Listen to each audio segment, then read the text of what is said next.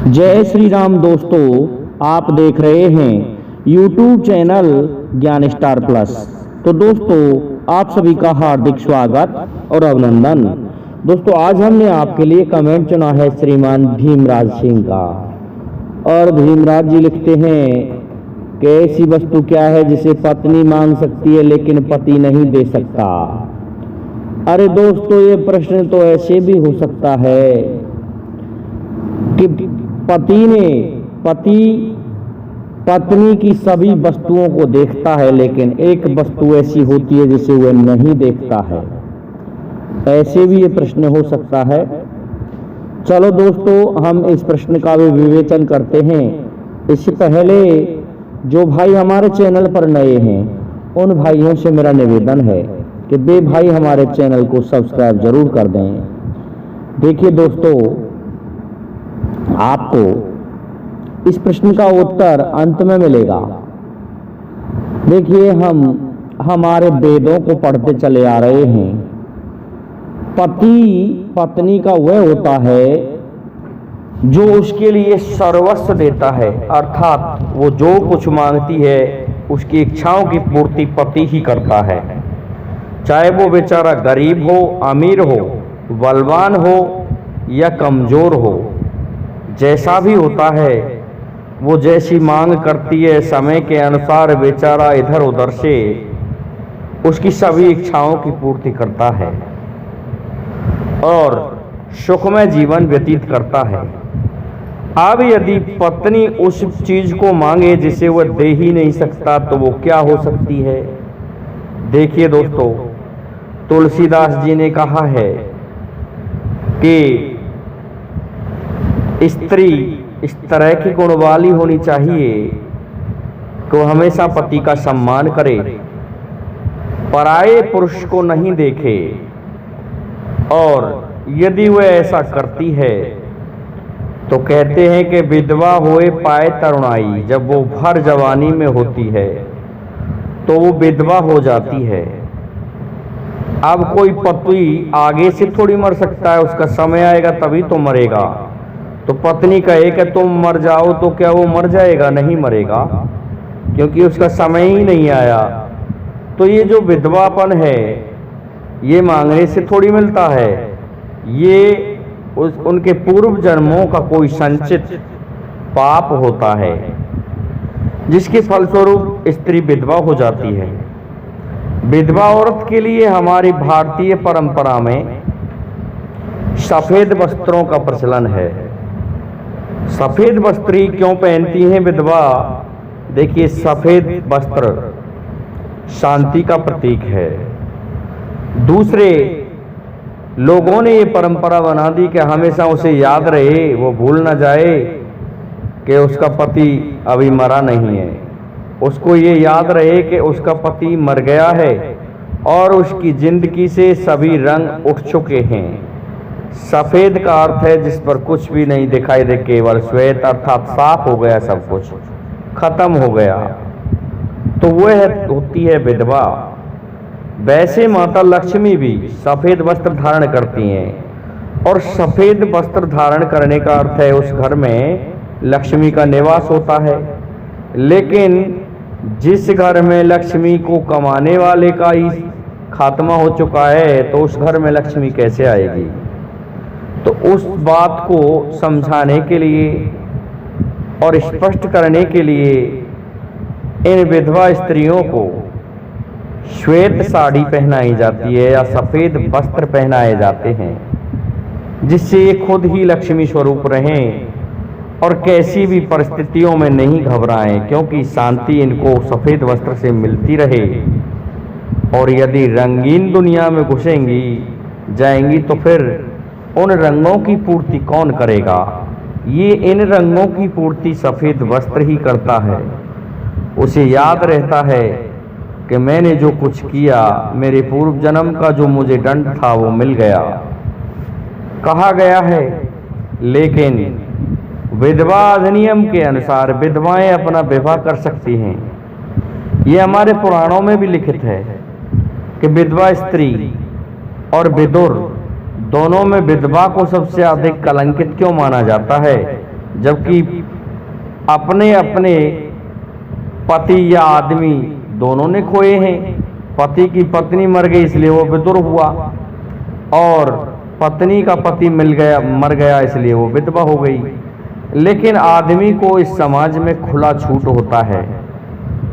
हमारे हिंदू धर्म में वो पत्नी मरने के पश्चात दूसरी पत्नी ढूंढना प्रारंभ कर देता है, लेकिन जो विधवा होती है बेचारी, उसको नियमों का पालन करना होता है। वो दूसरा पति ढूंढना प्रारंभ नहीं करे, इसलिए उसे सफेद वस्त्र पहना दिए जाते हैं। यूं तो तुलसीदास जी ने कलयुग की विधवाओं के बारे में कहा है कि कलयुग में विधवाओं के श्रृंगार नवीना, विधवा स्त्रियों के श्रृंगार बड़े अलग विचित्र ढंग के होंगे, जो एक सुहागिन स्त्री भी नहीं करेगी। लेकिन दोस्तों, उनके बारे में ज़्यादा तंज कसना बड़ी मूर्खता है, क्योंकि अरे ये सामाजिक नियम बनाए हैं, ये इंसानों ने बनाए हैं।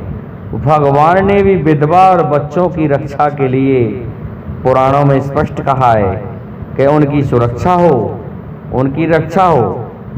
और लोग विधवा स्त्री को तो स्क्रीनिंग करते रहते हैं कि अब इसकी क्या गतिविधि है। सत्यता ये है, गतिविधि तो सभी की समान होनी चाहिए, लेकिन फिर भी वो बेचारी अपनी इच्छाओं को मार करके और अपना वैधव्य जीवन व्यतीत करती हैं। विधवा स्त्री बेचारी समाज में रह करके अपने आप को समाज के कलंकों से बचाते हुए अपना जीवन पार करती हैं।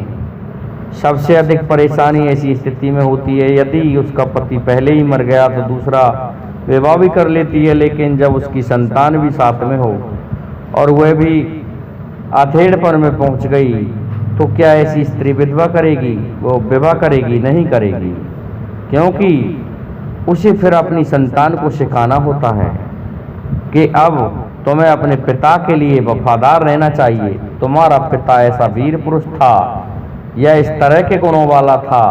ये सभी शिक्षाएं वह औरत अपनी संतान को देती है, और संतान भी अपने पिता की जिम्मेदारियों को निभाना सीख जाती है। सीख करके वह बड़े अपने हिसाब से सभी कार्यों को संपन्न कराती है। जिन कार्यों को वह इंसान पूरा करता, वह आदमी पूरा करता, वो बेचारी उस औरत को करने पड़ते हैं। दोस्तों, विधवापन एक सामाजिक कलंक है, लेकिन वो क्या करे बेचारी, उसके लिए कोई सहारा ही नहीं है, इसलिए वो बेचारी ऐसा जीवन व्यतीत करती है। अब रही बात तलाकशुदा की, वो जीवन भी तो दोस्तों विधवा जैसा ही है, लेकिन तलाकशुदा में एक उच्छृंखलता होती है। उसकी किन्हीं गलतियों के कारण उसका पति उसे तिलांजलि दे करके छोड़ देता है, यह कोर्ट के द्वारा उसे तलाक कर देता है, जबकि स्थिति तो वही होती है उसकी भी, लेकिन ऐसा नहीं है दोस्तों। वह परमात्मा के द्वारा दुखी की गई है, और जो तलाकशुदा है वह अपनी गलतियों के द्वारा ऐसी स्थिति में लाई गई है।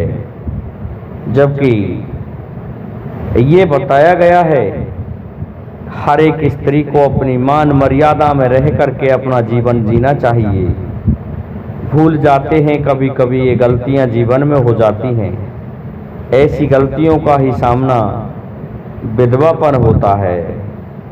कहते हैं कि संसार में 4 प्रकार की औरत बताई गई हैं कि उत्तम के ऐसी बस मन माही, और सपने वो आन पुरुष जग नाही।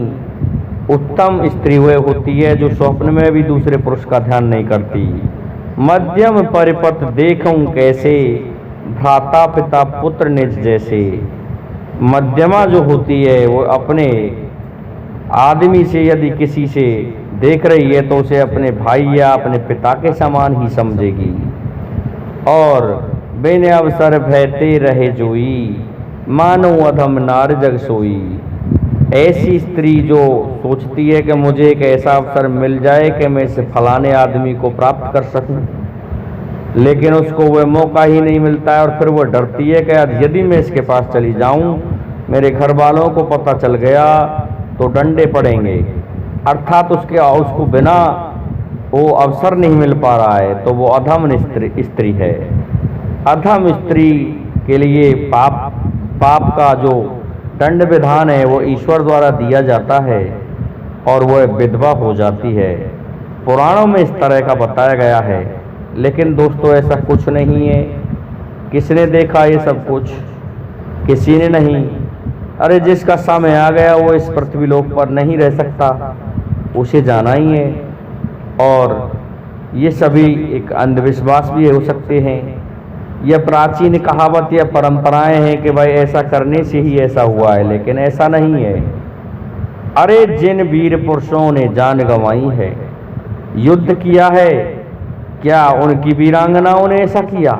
नहीं, वो भी तो विधवा रह गई बेचारी। ऐसा नहीं है, ये तो ऐसा होना होता है दोस्तों, उनका कोई दोष नहीं होता। वो भी तो इस समाज में सम्मानजनक स्थिति में होनी चाहिए, क्योंकि विधवा को उतना ही सम्मान है। फिर भी विधवाएं कुछ एक रीति रिवाजों को पूरा नहीं कर पाती जो हमारे समाज के दोष हैं। जैसे किसी विवाह रस्म में विधवा को पीछे कर दिया जाता है, आगे सुहागिन स्त्री रहती है, क्योंकि विधवा को आगे करने का मतलब है कि इस विवाह में विघ्न ना हो जाए, कहीं कोई ऐसा घटना ना घटित हो जाए जैसा ये जीवन जी रही है ऐसा जीना पड़ जाए। इस तरह की कुछ एक पाबंदियां विधवाओं पर पुराणों के अनुसार लगाई गई हैं। लेकिन दोस्तों सत्यता तो ये है, इस संसार में कौन किसका है? इस संसार में कोई किसी का नहीं है। ये जीते जी का स्वार्थ है, मरने के बाद सब कुछ यहीं रह जाता है और वह आत्मा ईश्वर के पास पहुंच जाती है, पुनर्जन्म धारण करती है। जैसे कर्म होते हैं, जैसा वहाँ विधान है उस तरह से। और यहाँ रहने वाला उसको बेचारे को कौन सहारा दे? वो इस प्रकार का दुखी जीवन व्यतीत करती है। तो दोस्तों पति पत्नी मांगती है, लेकिन पति नहीं दे सकता, वह पति विधवापन नहीं दे सकता। बाकी सभी वस्तुएं पति अपनी पत्नी के लिए ला करके देता है, उसे सम्मान देता है और उसका अलग ही तरह से हर वस्तुओं का ढंग लाने का होता है और उसकी बात का सम्मान करता है। तो विधवापन देने में आदमी असमर्थ है। मैं समझता हूँ श्रीमान भीमराज जी, आपको आपके प्रश्न का उत्तर मिल गया होगा। मैं बहुत कुछ बोला हूँ इस प्रश्न पर, इसलिए दोस्तों आज के लिए इतना ही काफ़ी है। जय हिंद, जय भारत, जय जय श्री राधे, जय जय श्री राम।